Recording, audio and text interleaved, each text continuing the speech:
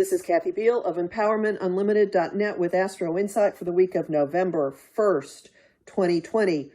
This week is a weird exercise in re-experiencing, re-envisioning the serenity prayer. God, grant me the serenity to accept the things I cannot change, the courage to change the things I can, and the wisdom to know the difference. This week will show us those things in very different light, and we may very well discover that things we thought we couldn't change, we really can, and we may see wisdom quite differently by the end of it as well. Mercury retrograde is coming to an end this week. The sky is falling, oh my God situation. How we think, what we think, communication, messages, our information flow, the role of technology, all of those are heightened and spotlit this week for a number of reasons. Cosmic messenger Mercury, who rules all of those, I call him the ruler of gadgets, and getting around, stations direct on November 3rd, yes, on Election Day. On either side of his direct station, he has a demanding, challenging, harsh contact with Saturn, planet of rules, order, responsibility, adulting, the cosmic party pooper, the timekeeper, the cosmic 2x4, the ruler of institutions and government, and the patriarchy and authority. Mercury squares Saturn on the 1st. As he's pulling into his retrograde station, he squares Saturn again on the 6th after he has started to go direct. There will be giant cosmic no's, hitting walls, hitting obstacles, having impulses, forces, demands to put containment, to put structure on bits of information that come out. If there is an attempt to squelch something at the beginning of the week, it could actually break through by the weekend. This will involve, you can be certain, a terrific amount of court proceedings involving governmental parties. But this applies to each one of us individually as well. So, what you think you can't do anything about undergoes a change. What you think you can do something about undergoes a change. Whatever the meaning of the past 3 weeks or so has been for you, as Mercury has been retrograde, you will have things happen that force you to look at something differently, that force you to take accountability, that force you to demand accountability. This could involve secrets. This could be old business situations, money situations, lingering betrayals, wounds, things having to do with people who have passed on. Many, many things could be involved.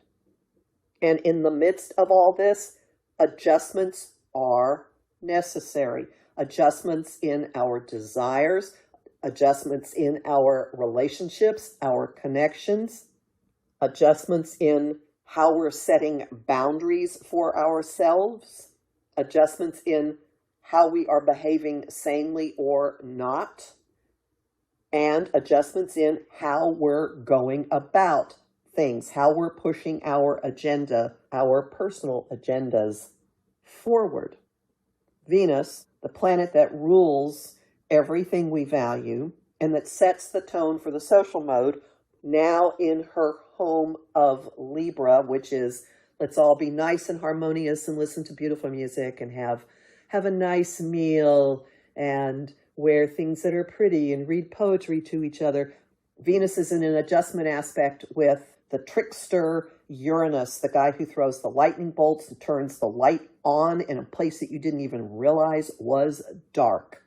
Venus is in control of this adjustment because Uranus is in a sign that she rules, Taurus, and she is in her home sign of Libra.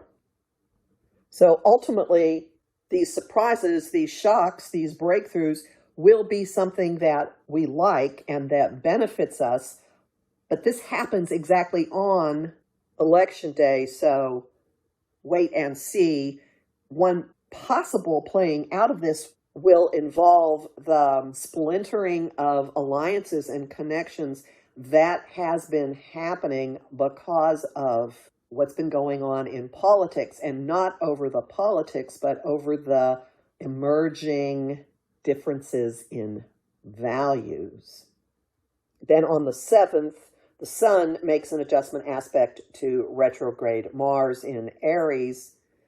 It's how we are, how each one of us proceeds, and Mars in Aries is very singular, very independent, very autonomous, and yet there's something here about the way we are going alone, going it alone, has to be tweaked. So maybe we aren't all free agents, lone rangers.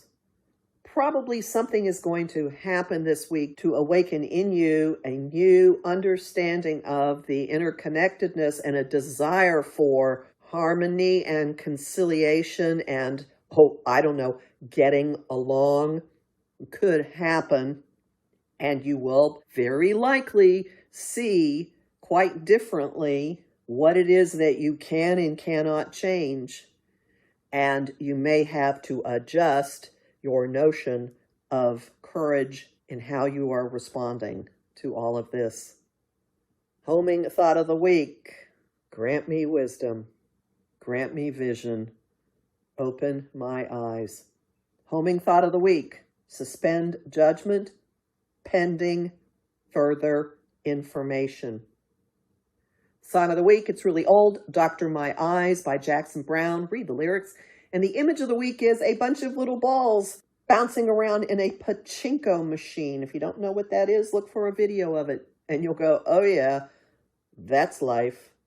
You'll learn more about this in my forecast for the month of November at my site, empowermentunlimited.net, where you can sign up for my mailing list and book a session with me. I've got lots of lively content on Facebook at Empowerment Unlimited and the group The Astro Insight Lounge. Lots of bonus content at patreon.com/Kathy Biehl. And I'm deeply grateful to the people who are supporting my work there.